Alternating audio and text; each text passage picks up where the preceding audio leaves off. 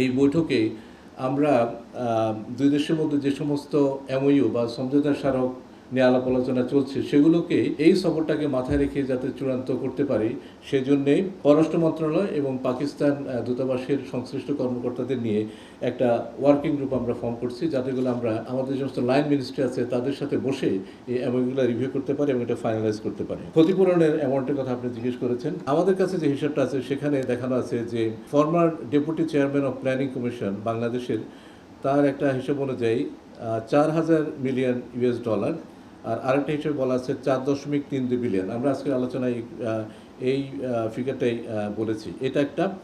আরেকটা হচ্ছে যে 1970 সালে নভেম্বরে যে ভয়াবহ ঘূর্ণিঝড় হয় সেখানে বিভিন্ন বিদেশি রাষ্ট্র এবং এজেন্সি 200 মিলিয়ন ইউএস ডলার সমপরিমাণ অর্থ দান করেছিল। সেটারও আমরা এই বৈঠকে হিস্সা চেয়েছি।